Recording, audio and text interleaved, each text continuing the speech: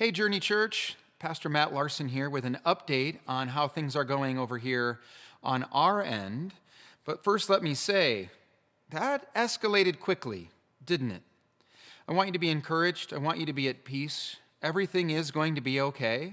Our God is on the throne, and we are going to get through this coronavirus season, no doubt about it. The theme of our messages all this year has been reality. We want to live in reality. And as a fog of fear has set in over America and over the entire world, it's been a little bit hard to figure out exactly what it is that we're up against. And in the middle of all of that, we had the great toilet paper shortage of 2020. I don't know about you, but I tend to listen to my doctor. And when my doctor is very serious and feels very convicted that he knows what the best thing is for my health, I tend to listen to him. And when all the top doctors in the world are saying the same thing, I think we need to take that seriously. I hope we listen. As I said on Sunday, I know that our response needs to be that we are good neighbors. That is incredibly clear to me. We are called to be good neighbors right now. We have a lot of members in our church family that have pre-existing health conditions and that are at risk because of age. And they have shared with me that they are very concerned right now. On top of that, Paul encourages us in Romans 13 to submit to our governing authorities. When we agree with those over us in authority, that's not called submission, that's called agreement. Submission comes into play when we don't agree, but we still submit, we still give in to whatever it is that they're asking us to do.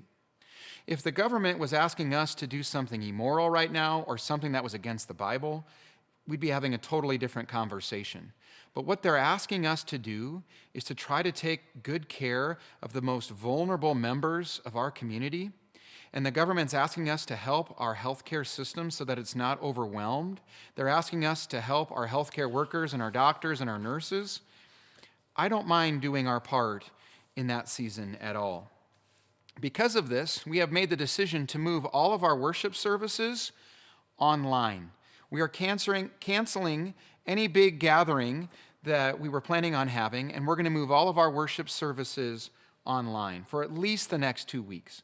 We're also postponing any of our normally scheduled programs or activities here at the church. So we're not going to have worship on Sunday here in our building.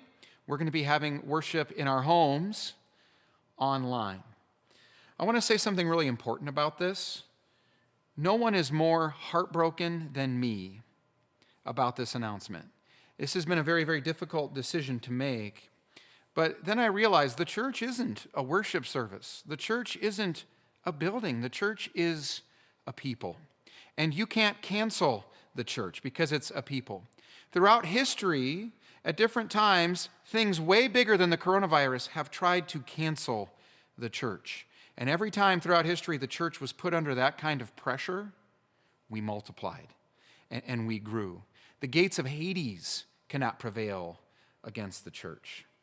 So we are in a special season. And the key word for me there is season.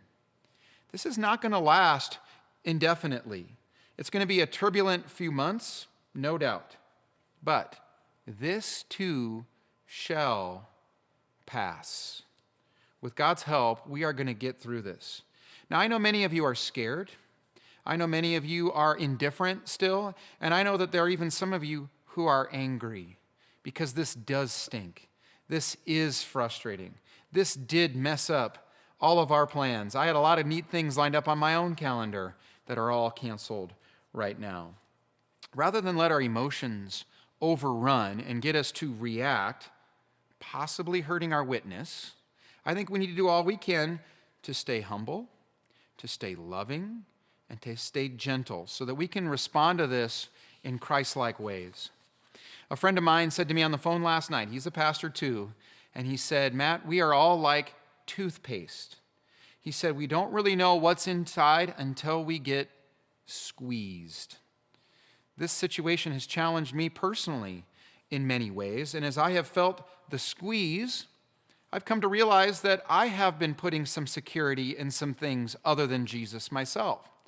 I've put some of my sense of security in the economy, in the state of our church, in the health of my family, and all kinds of things like that. Where in reality, my only source of security needs to be Jesus. This current situation is a tool that God is already using to clean up my heart. Gold is refined in the fire. And so let the Lord use this uncomfortable season in all of our lives to refine us and to make us better. I think we're in a special discipleship training season right now. God is really trying to grow us.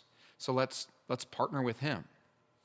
For a season, we're going to be worshiping together online. You can go to our website at 9 a.m. this Sunday or anytime after that, and you can watch our service. And you can worship with your family. We're not going to change the sermon series at all. We're still going to continue. The business is planned there with our scriptures. We're going to be doing the next I Am this week. At the end, there's going to be some questions for you to do devotionally.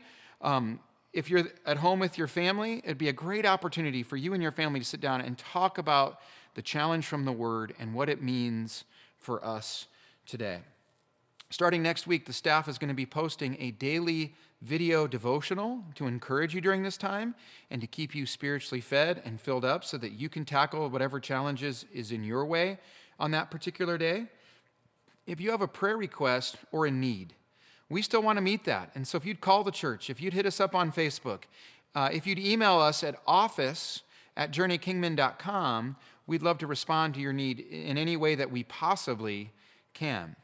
Lastly, we ask that you continue to give your tithes and offerings, that you continue to be obedient in that. There are still many vital ministries that we're doing here at the church that still need that support. Our benevolence ministry, for example, is probably going to be overwhelmed, and we can only give and share with what we have to give and share. So together, we can still make that vital ministry something that is happening at our church every week. The challenge is in front of us. I pray that we pass our test, because I think this is actually an opportunity for us to shine. Hang in there, Journey Church. We can do this with God. Take heart. Jesus is going to be with us every step of the way. Thanks for listening, and we'll see you soon online.